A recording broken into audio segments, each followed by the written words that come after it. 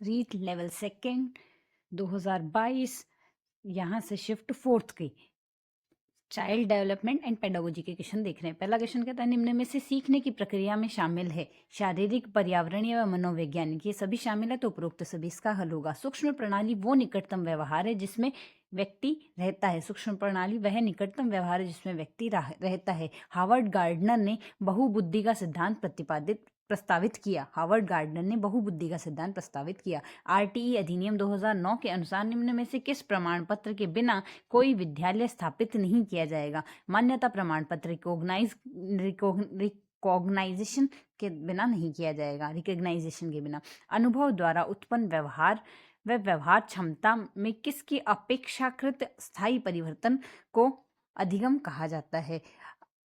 किसी अनुभव द्वारा उत्पन्न व्यवहार या व्यवहार क्षमता में किसी भी अपेक्षाकृत स्थायी परिवर्तन को अधिगम कहा जाता है। आरटीई अधिनियम 2009 के अनुसार प्रारंभिक शिक्षा का अर्थ है पहली से 8वीं तक की शिक्षा का। आरटीई एक्ट 2009 शिक्षकों के लिए प्रति सप्ताह कितने घंटे काम करने का निर्देश है? प्रति सप्ताह 45 घंटे काम करने का, 45 आवर्स का निर्देश है। निम्न में से कौन सा व्यक्तित्व का जैविक निर्धारक नहीं है? जैविक निर्धारक नहीं, स्थितिजन्य संरचना नहीं है। निम्न में से कौन अनुवांशिकता का सामान्य नियम नहीं? अनुवांशिकता के सामान्य नियम है रूपांतरण प्रतिगमन जैसा पैदा होना। रूपांतरण प्रतिगमन जैसा पैदा होता है वो तो है, प्रगति नहीं है। वैज्ञानिक अनुसंधान करने के दिशा में निम्न में से कौन सा एक कदम नहीं है? वैज्ञानिक अनुसंधान में कदम गतिशील दृष्टिकोण नहीं है, बाकी एक समस्या की अवधारणा, आधार सामग्री एकत्र करना व संशोधन शोध निष्कर्ष है।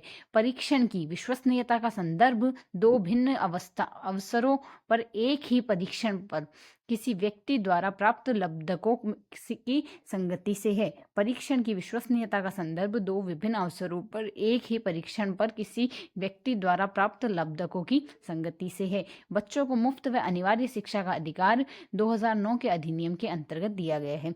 शिक्षकों को मानसिक रूप से विक्षिप्त लोगों को निर्देश देते समय यह ध्यान रखना चाहिए कि वे अधिक व्यावसायिक कौशल सीखे, व्यावसायिक कौशल सीखे। पारितोषिक व दंड के माध्यम से सिखाना है क्रिया प्रसूत अनुबंधन।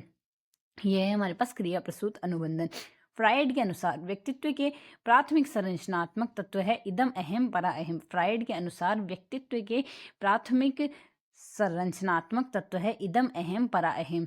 स्थिर अवस्था बनाए रखने के लिए शरीर की प्रवृत्ति को समस्थिति कहा जाता है। स्थिर अवस्था बनाए रखने के लिए शरीर की प्रवृत्ति को समस्थिति कहा जाता है। सीता एक डे केयर में काम करना चाहती है, वेतन कम है, कम काम के घंटे लंबे हैं, लेकिन वह बच्चों के आसपास रहना पसंद करती है। उच्च वेतन वाली नौकरी की तलाश करने की इच्छा नहीं रखती है।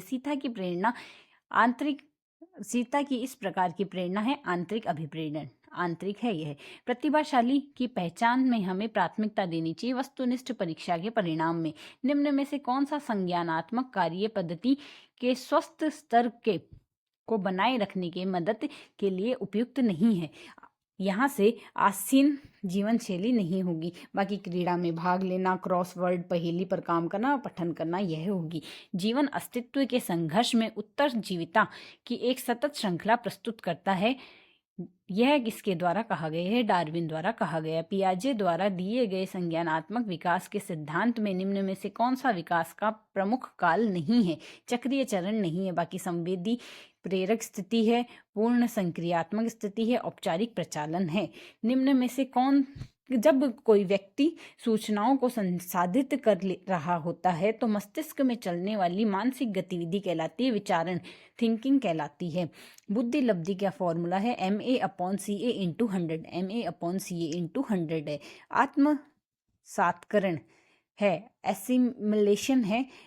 वर्तमान स्कीमा का प्रयोग बाह्य जगत में विश्लेषण के लिए, वर्तमान स्कीमा का प्रयोग बाह्य जगत में विश्लेषण के लिए है। शिक्षा के 3 प्रमुख आधार शिक्षक, छात्र व पाठ्यक्रम है। डिसलेक्सिया कहते हैं, पढ़ने में कठिनाई को डिसलेक्सिया कहते हैं। व्यक्ति के चित्रों की एक श्रृंखला दिखाई जाती है और उसे एक कहानी बनाने के लिए कहा जाता है। यह कथानक से प्रत्यक्षण, परीक्षण, प्रक्षेपी तकनीक में प्रयुक्त होता है। TAT प्रोजेक्टिव टेक्निक में यूज होता है। निम्न में से कौन सा व्यक्तित्व का आकलन करने के लिए व्यक्तित्व विधि नहीं है? निर्धारण मापनी नहीं है, बाकी व्यक्तिगत इतिहास, वस्तु सूची तकनीक व साक्षात्कार तकनीक है। निम्न में से कौन सा मानसिक मंदता के वर्गीकरण के अंतर्गत नहीं आता है? तीव्र मंदता नहीं आती है, बाकी हल्की मंदता, गंभीर मंदता व मध्य मंदता आती है।